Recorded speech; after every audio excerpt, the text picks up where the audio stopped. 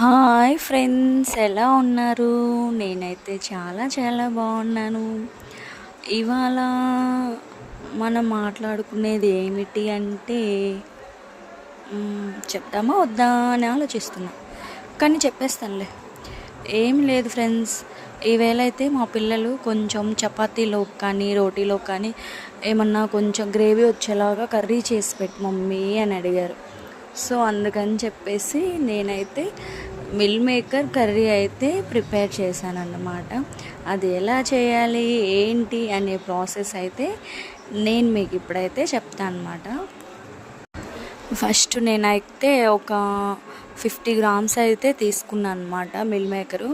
అవి కొంచెం వాటర్ అయితే కాగపెట్టేసేసి ఆ వాటర్లో ఈ మిల్ మేకర్ అయితే వేసేసాను అనమాట. అవి కాగిన తర్వాత ఒక 1 మినిట్ అలా ఉంచేసి మళ్ళీ జల్లెడ గంట లాంటి దాంట్లోకి తీసేసుకొని కొన్ని చన్నీళ్ళు పోసాను. మళ్ళీ ఎక్కువ కుక్ అవుతుందేమో అని చెప్పేసి భయం వేసేసి నేను కుక్ కూడా వాటర్ అయితే కాగనిచ్చే వేసాను నేను. అది కూడా వెంటనే ఒక 1 మినిట్కి నేను తీసేసేసాను అనమాట మిల్ మేకర్ అయితే. ఎందుకైతే ఎక్కువసేపు అయితే నేను ఉంచలేదు.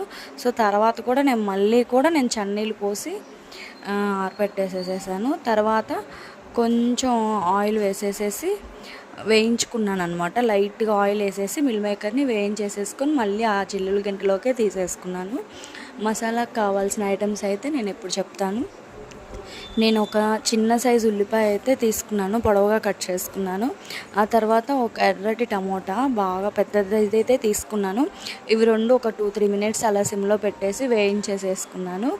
అవి వేయించేసేసుకొని మిక్సీకి తీసేసుకున్నాను. తర్వాత అల్లం చిన్నులపాయి అండ్ గసగసాలు వేసేసేసి నేను పేస్ట్ అయితే చేసేసుకున్నాను. కొంచెం చెక్క లవంగం కూడా నేను అందులోనే యాడ్ చేశాను, ఎందుకంటే విడిగా నేను వేయలేదు.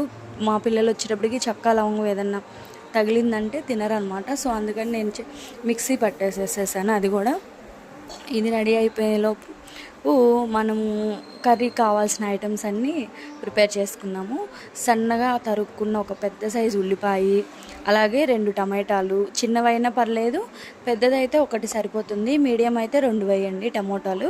సో ఇవి ఉల్లిపాయలు పచ్చిమిర్చి కుక్ అయిన తర్వాత ఒక 2-3 మినిట్స్కి కుక్ చేశాను. అదైతే మాత్రం నేను మీడియం ఫ్లేమ్లో పెట్టే కుక్ చేశాను ఫ్రెండ్స్, ఉల్లిపాయలు పచ్చిమిర్చి.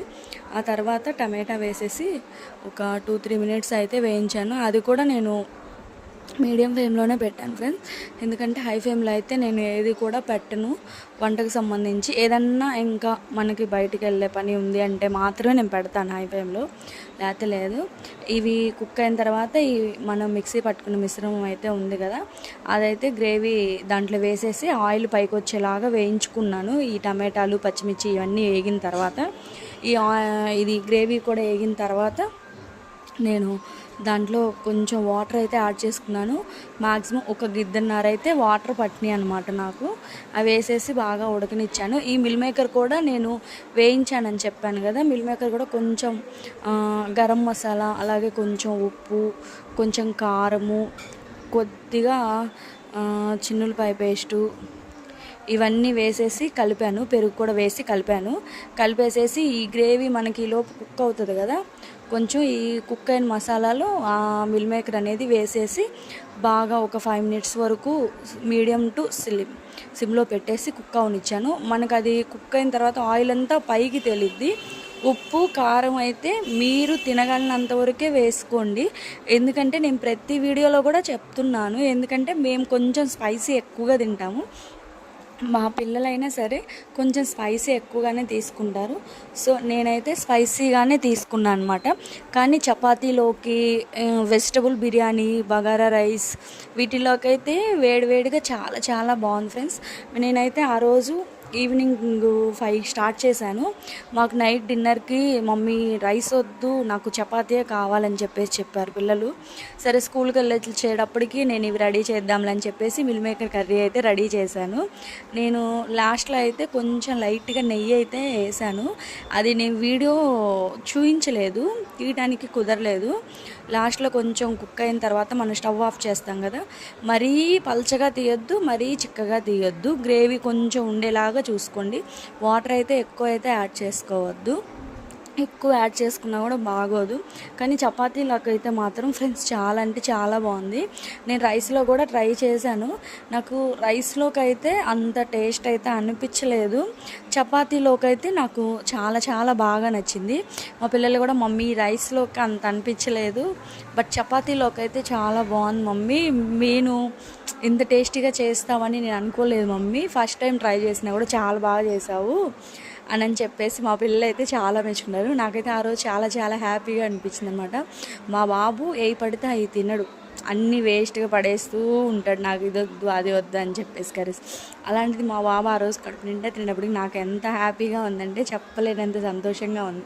మా పాప అయితే అలాగే ఏదైనా తినేస్తుంది, ఇబ్బంది లేదనమాట.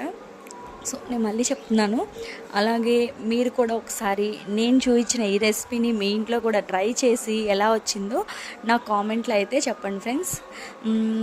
అలాగే మా యోషి వ్లాగ్స్ని సబ్స్క్రైబ్ చేసుకోండి, లైక్ చేయండి, షేర్ చేయండి, కామెంట్ చేయండి.